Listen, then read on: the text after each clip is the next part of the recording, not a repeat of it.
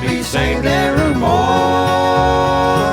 I knew it must be the voice of my Savior. Hey everybody, Josh Rankle here for another story behind the song, and I want to tell y'all about my friend R.C. Fields singing The Voice of My Savior on our gospel album, God's Love Is So Divine. First off, a little backstory on R.C. R.C. was my neighbor. He lived across the street from me from, I think it was maybe 2002 or something like that, 2003, all the way up until he passed away earlier this year. But RC was like my grandpa, really. He was one of my best friends. And, my grandpa on my dad's side died when I was young. And I have some memories of him.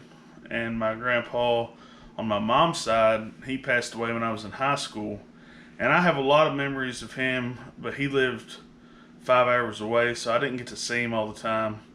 And but RC was really the closest thing to a grandpa that I had from like my teenage years up until now.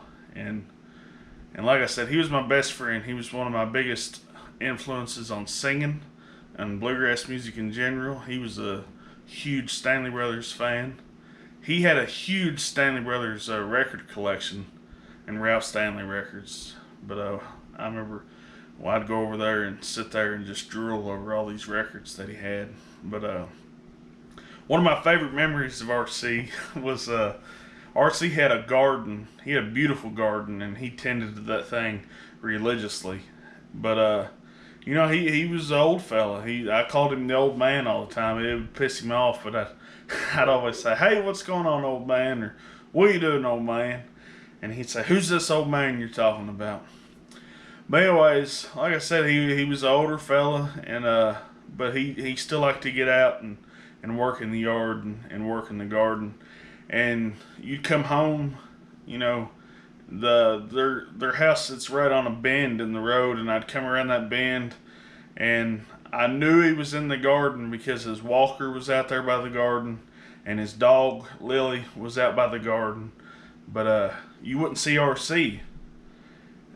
But then after a closer look, you would see this leg sticking up in the air that was either leaned up against a tomato cage or a bean post or whatever. And think, what in the world? So you'd pull off the road, and I'd hop out and run over there. And I'd say, "What are you doing, old man?" He'd say, "I'm just laying here."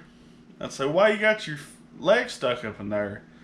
And what he would do is he would fall in the garden and get down and wasn't able to get back up on his own, so he would shimmy over to a bean pole or a tomato cage or something and stick his legs up on it, hoping that someone passing by would see him and stop and help him up. And I think the UPS man, the garbage man, my dad, my mom, my sister, all the neighbors, my brother-in-law, I think everyone that lived on our road had stopped at some point and helped RC up out of the garden. But he loved being outside. He might have been an old man, but he was young at heart. He liked to get outside and work with his hands and garden. He loved his garden.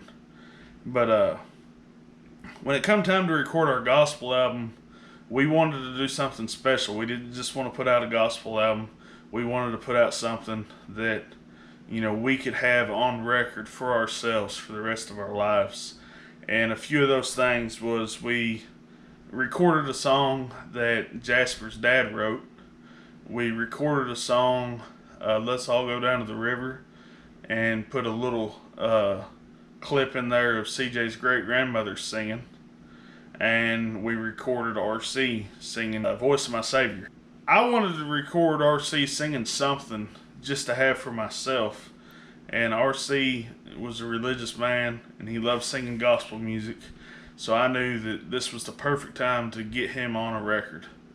And I called up Dave Maggard at Sound Biscuit Productions there in Sevierville, Tennessee, where we were recording the gospel album. And I told him my idea of wanting to record RC. And I knew RC couldn't make the trip down to Sevierville to the recording studio, So I was thinking, like, is there a studio here in town we could go to in Louisville somewhere?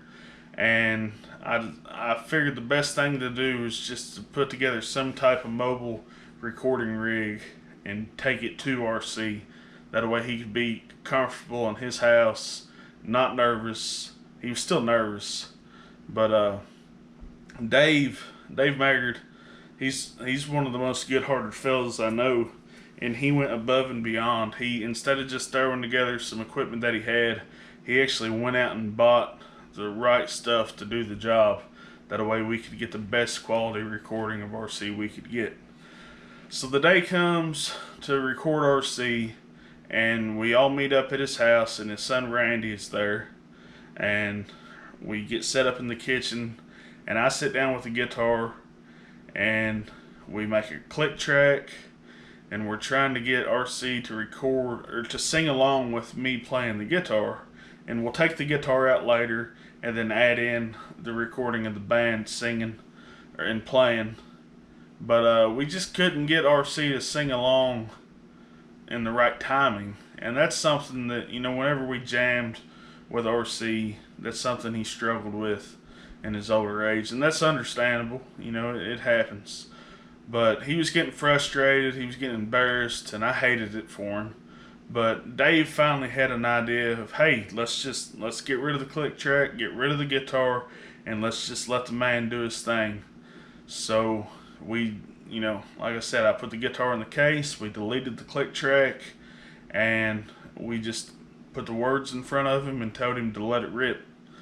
And he nailed it first try. His timing was great, you know, singing in time with himself. His pitch was great, his tone, he was feeling it. And Fashion meeting, I was praying to God to redeem my poor soul when he heard the sweet voice of my loving Savior, and I started that night to make heaven my home. I'm glad that I heard the voice of my Savior. I know I'm redeemed by his wonderful grace. Someday when he called, I'll go up to heaven, and when in that city I'll look on his face. So Dave took that track back to the studio in Tennessee, and he stretched it to fit, and, you know, tuned it, whatever he had to do to make it fit into the track of the band playing, and it turned out beautifully. And it's something that I'll have for the rest of my life with my best friend singing.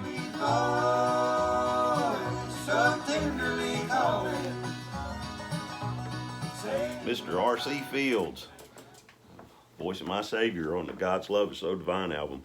This is when I first met Po Ramblin Boys. They came to me wanting to do a gospel CD, and one of the things they were adamant about was having R.C. do Voice of My Savior on it. So he couldn't come here in Tennessee, so we loaded up a remote unit and went to Shepherdsville, Kentucky, and in his kitchen with his wife and his son, his dog in the corner, we recorded R.C. singing this song. And anybody who's met R.C., I didn't know R.C. before I met him to do the recording. He turned into a dear friend, and sweet, very gentle man, since passed. And I feel like I got to be a little bit a part of immortalizing R.C. in a way.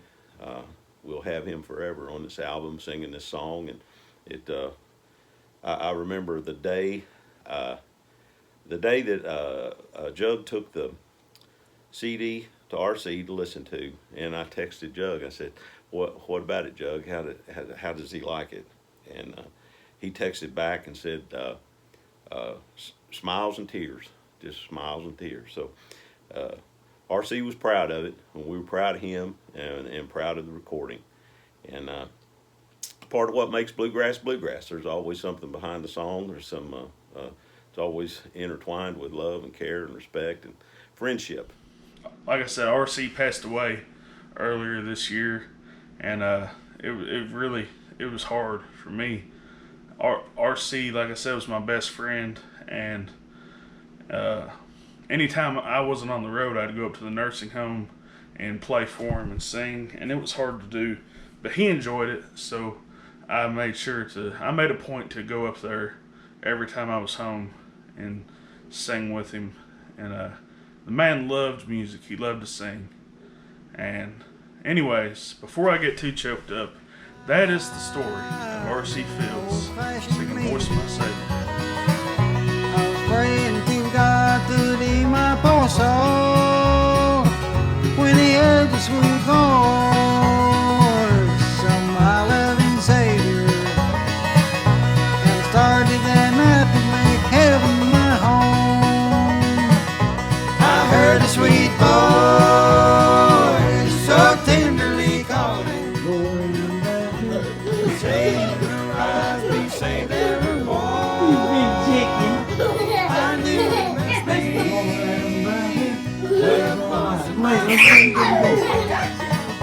for I had not heard a voice like it before.